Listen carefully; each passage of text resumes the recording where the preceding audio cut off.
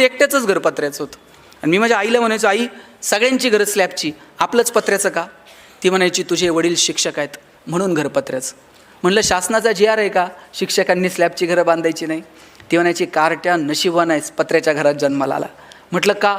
ती म्हणायची, बघ घर गरम व्हायला लागलं का तुला कळतं उन्हाळा सुरू झाला आहे, घर गळायला लागलं का तुला कळतं पावसाळा सुरू झाला आहे. शेजारच्या स्लॅबच्या घरात उन्हाळा कळत नाही, पावसाळा कळत नाही. खास ऋतूंची ओळख व्हावी म्हणून भूगोल शिकवणाऱ्या तुझ्या बापानं असलं मॉडेल उभं केलं आहे. पैसे नव्हते पण आनंद इतका होता ना.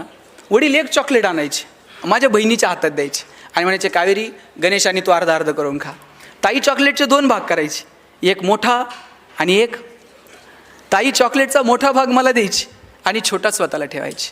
चॉकलेट छोटं होतं पण आभाळा एवढा संस्कार करून गेलं.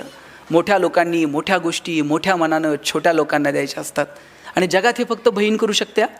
म्हणून बहिणीचं कौतुक करा, आपल्याही आणि इतरांच्याही. आपण आपल्या बहिणीचा जितका आदर करतो तितका आदर जर इतरांच्या बहिणीचा करता आला तर कोणत्या बहिणीसाठी मोर्चे काढावे लागणार नाहीत, कॅन्डल मार्च काढावे लागणार नाहीत. बहिणीचं सामर्थ्य काय आहे? ज्ञानियांचे ज्ञानी, योगियांचे योगी असणारे ज्ञानेश्वर दार लावून बसले हो, आणि कुणी म्हणायचं ज्ञानोबा ताटी उघडा. ज्ञानियांचा ज्ञानी, योगियांचा योगी, कुणी धाडस करायचं महाराज आता ताटी उघडा. त्यावेळेस एवढीशी मुक्ताई पुढं आली आणि म्हटली, चिंता क्रोध मागे सारा, ताटी उघडा ज्ञानेश्वरा. मुक्ताईनं हाक मारली म्हणून ज्ञानोबांनी ताटी उघडली आणि ज्ञानेश्वरीसारखा महान ग्रंथ तुमच्या माझ्या समोर आला. इतकं बहिणीचं महत्त्व आहे. म्हणून ही नाती जपा, त्या नात्यांना किंमत द्या आणि मस्त आयुष्याचा आनंद घ्या. हे आयुष्य परत मिळणार नाही. हसत राहा. पूर्वी किमान फोटोग्राफरनं सांगितल्यानंतर तरी लोक हसत होती. फोटोग्राफर म्हणायचं प्लीज स्माईल आणि मग लोक हसायची. आता फोटोग्राफरसुद्धा स्माईल म्हणत नाही हो, ते म्हणते प्लीज पोट आत घ्या. आता पोट आत घेत म्हटलं ते हसत थोडीच घेणार आहे, ते असं गंभीरपणे पोट आत घ्या. तोही हसण्याचा ऑप्शन संपून. हसायला काय लागतो? आल्यापासून मी 2-3 बघतोय हसलेच नाहीत. ते हसा वाटलं तरी शेजारच्याकडे बघणार, तो हसतोय का, मग मी का हसू?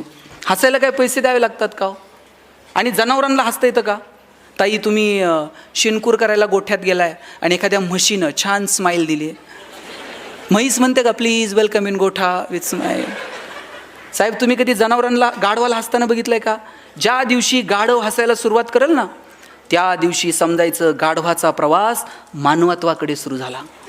आणि ज्या दिवशी माणूस हसायचं बंद करेल ना त्या दिवशी समजायचं माणसाचा प्रवास. तुमचं तुम्ही ठरवा काय झालं. तुम्हा सगळ्यांना खूप साऱ्या शुभेच्छा. No once more, no retake for any moment. So please please please dear friends keep smiling. Thanks lot. धन्यवाद सर.